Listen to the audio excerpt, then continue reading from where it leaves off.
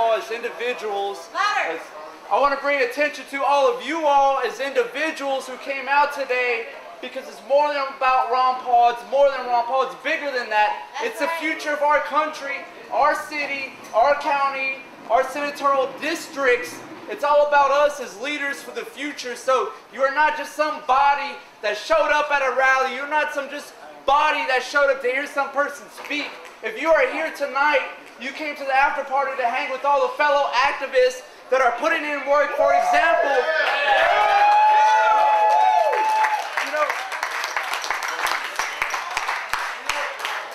and that deserves props, because there are great activists in this, under this tent tonight, that have been paving a way for the future.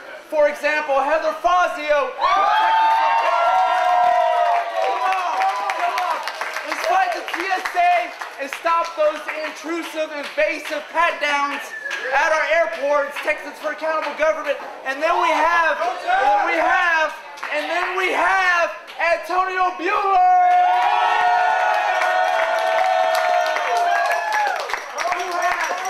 who has just recently taken it to the next level and exposed an Austin Police Department fraud by establishing a new group, a new organization on the street, talking to people walking in to the Austin Police Department who are facing just as important bogus charges from the Austin Police Department, just like himself, just like myself and John Bush, who are still fighting a bogus arrest for filming Austin Police. And I'm from San Antonio, and I'm fighting the fight in Austin, just like Antonio.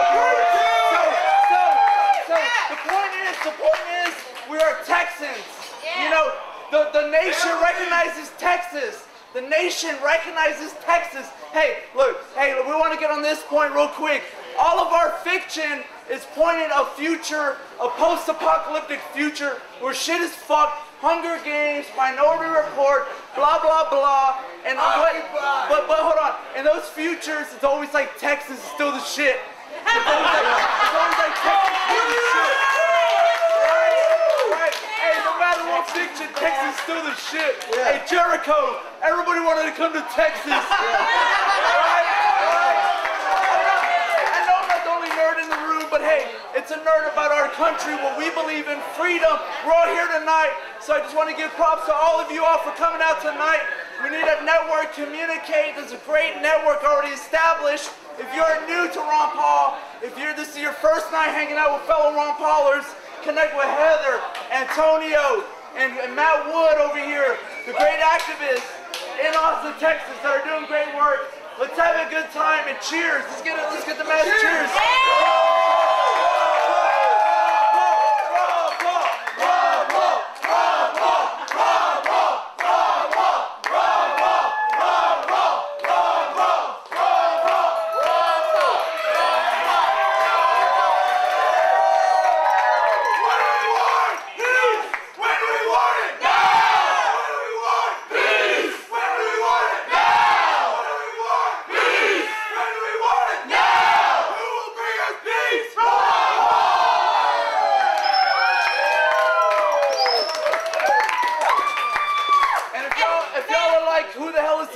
Stage on Matthew Medina. We are Change San Antonio. It's going to be our 4-year anniversary this summer on YouTube. InfoWars recognizes us from the beginning. 90.1. We're on the air every Wednesday, 6 to 8 p.m. 90.1 Truth Exposed Radio. And we give props to everyone. And we want to highlight everyone else who's taking action. That's what it's all about. It's not about us. It's not about just you as an individual. It's all of us together. And that's what it's all about. Yo, peace.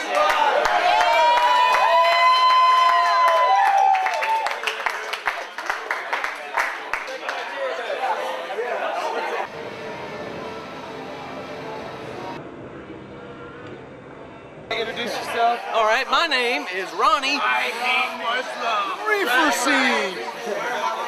And I introduced myself thusly at the city council one day, and by golly, Mayor Laughingstock, Mayor Lee Leffingwell, he decided that I don't have that right. And he said, he got his bodyguard to escort me out of the building and say, you're not coming back for a whole year.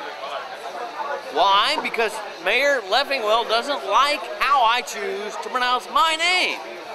What? You know, that's not in his job description. Anyway, I finally got that rescinded, but now they've got a rule that I only can attend 1 in every 4 meetings. I don't know, they're crazy. That ain't right. No, That ain't no. right. Mayor Lee Leffingwell he's got to be defeated by Clay Defoe. A great dynamic young man, half my age, 10 times as intelligent and effective, and he's running for mayor right now, Clay Defoe. And if you get a chance, I've got some contact information here if you'd like to learn more. ClayDefoe2012.com, and it's got all kinds of stuff about how to reach Clay. He's got a YouTube site, The Winter Patriot. That's another good site. And if you all can read that. Yeah, ClayDefoe4mayor.com. That's it. You got it, man. And spread the news and the joy. He's a wonderful guy, a good friend of mine. And he's gonna take this laughingstock of a mayor and kick him out of office. Awesome, hell yeah. It's great, it's gonna happen. It's happening right now.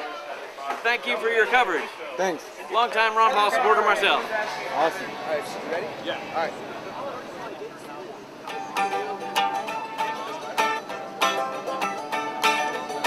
Yes, I believe that Jesus is the only way. Politically, though I was born again today, I met a man who's got the courage to say in the wars Americans are tired of being the UN's whore. Ron Paul for president, the heaven sent call.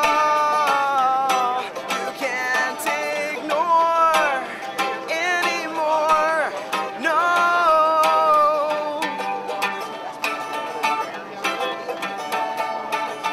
Admittedly, I voted for Barack Hussein. Don't look at me, temporarily I lost my brain. He's passing laws that will infringe upon our liberties. I need a president to finally come and set me free. Ron Paul for president, the heaven sent call. You can't ignore anymore, no. I was an orphan in a ship lost out at sea. He came along and rocked the boat that contained me.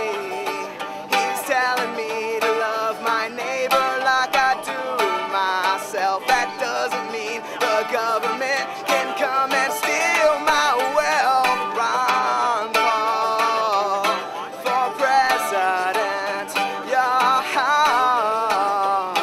the heaven sent call.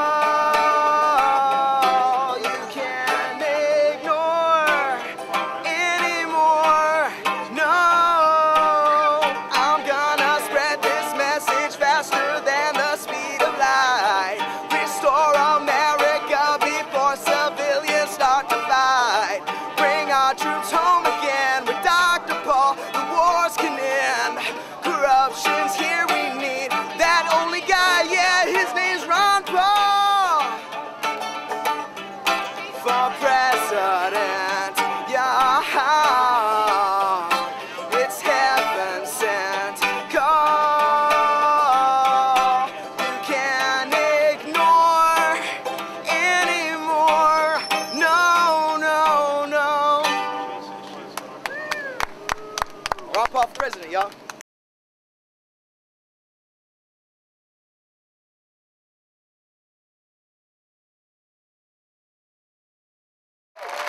In a revolution revolution, though, you have to be high-spirited. You have to really strive for what seems to be impossible.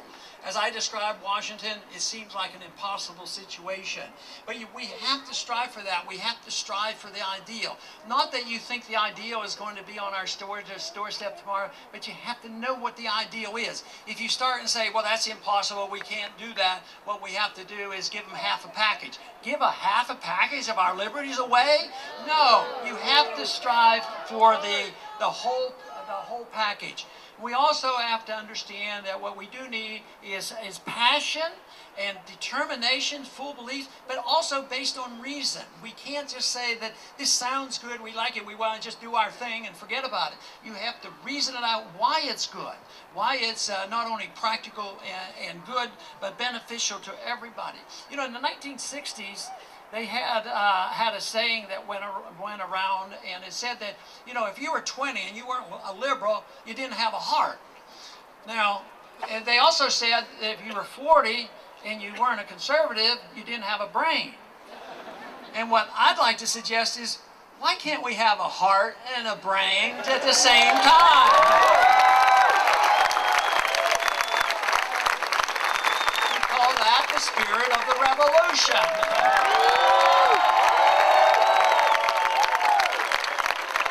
Many times in revolution, in my own personal life, in being engaged in trying to promote causes, people sometimes want to measure, well, how many laws did you get passed in Washington?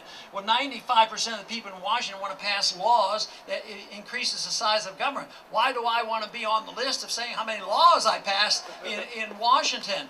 So, most likely, if we are determined and our numbers keep growing, the enthusiasm there, our success will far exceed the expectations. And I already see this. I mean, just in the last 4 years, the amount of energy that we're seeing, it's just fantastic.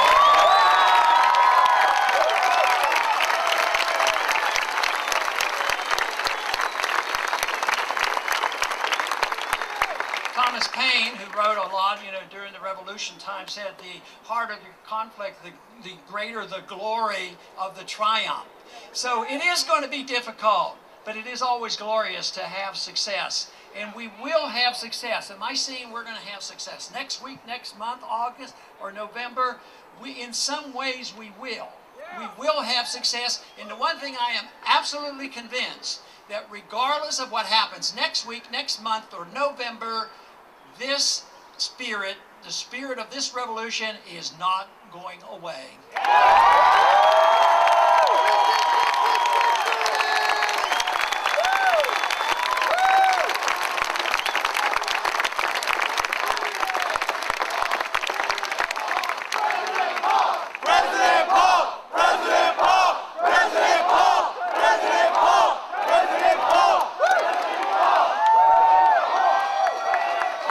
Confirms the fact that an idea whose time has come cannot be destroyed by armies or governments. It's too pervasive, and we still have tools to spread the message.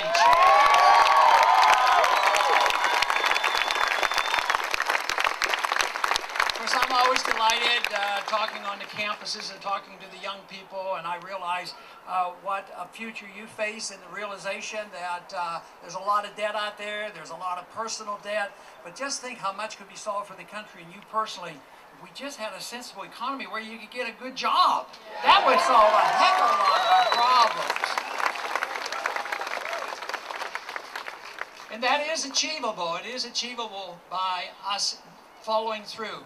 Most important thing that we do as individuals wanting to be involved in this movement is to study and understand, because you have to have answers. If you say you want to end the Fed, yeah, we want to end the Fed, but why? Why do you want to end the Fed? And why are they ripping us off? And why is honesty with honest money a better thing? You have to have those answers. You have to also know how to explain to people that what we're talking about is a humanitarian approach.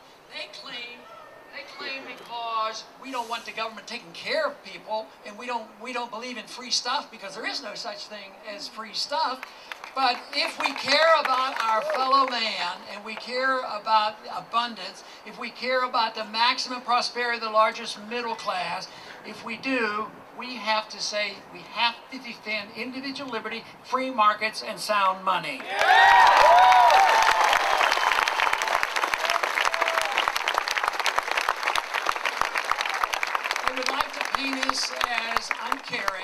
concerned about our fellow man. But freedom is the best way to take care of our fellow man. They do the same thing with foreign policy. They come along and they don't talk about non-intervention and minding our own business. They say, oh, you guys are a bunch of isolationists. You don't want to talk to anybody. But guess what? The very people who tell us that we're the isolationists are the ones who are always looking around for another enemy to slay and put on sanctions to start another war.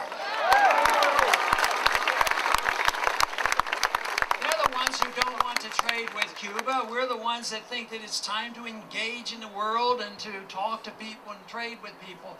So they will try to paint us as uncaring. But let me tell you, people who care will care about liberty. And this will never translate into an absolute majority, but I'm certain that our numbers are growing by leaps and bounds. These prairie fires of freedom are being spread, and there's nothing but good news out there, precariously so, because we don't know exactly. We may have something happen. There may be a false flag incident where some ship goes down and you'd be used for the excuse to accelerate the next war. And we have to learn to distinguish war propaganda from the truth.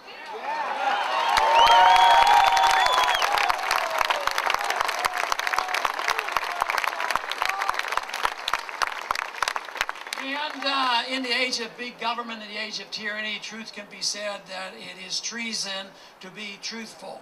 But we should not ever go wrong by telling the truth and living up to it and telling ourselves the truth. We cannot deceive ourselves and say, well, this is all going to go away. This has gone on for a long time. People warn us, but I think it's different. I think it's more serious than ever before. I think the debt crisis is the biggest thing the world has ever seen. Our debt is the biggest ever. And if we don't change, if we don't grasp hold of this and change the directions, there will be ramifications for it. Even though it will be touch and go for the reversal, the more of you there are to know and understand what liberty is all about. Why is it that we're deferring so much to the Department of Homeland Security when we have a Second Amendment?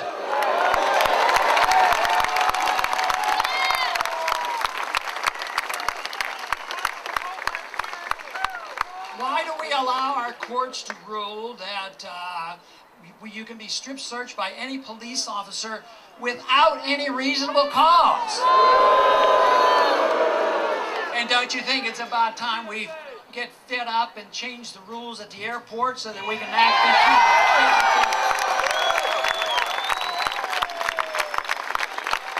And also an order I would like to cancel is that 500 million rounds of ammunition that the Department of Homeland Security just ordered.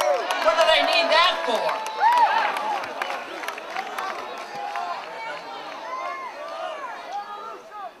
So clearly the challenge is there, the difficulty is there, but it only starts with the acknowledgement that we do have problems. If we put our head in our sand and say the government's going to take care of us. The other day there was somebody interviewed me on TV and they said, well, so-and-so, why don't you give it to them because it's for free? I said, what is for free? The government has nothing for free. They have to steal it from somebody to give it to somebody else. And in the process, they undermine the productivity of a society. And that is what I think is so important, is to strive for freedom, because I think this releases creative energy. It is a way we strive for excellence and virtue, and we become productive to ourselves, and we can take care of ourselves. And everybody has that responsibility. We all have different talents, and we'll do different things.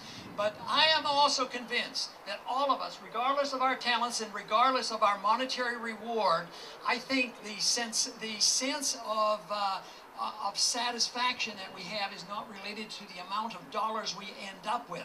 It ends up with the satisfaction that we have taken care of ourselves, because there are a lot of people who have a lot of wealth and they aren't all that happy because they don't have this sense of satisfaction. That sense of satisfaction only can come from a free society that protects your freedom to run your life, be creative, and to assume responsibility for you and your family. This should be the goal. This is the way to achieve peace and prosperity. Thank you.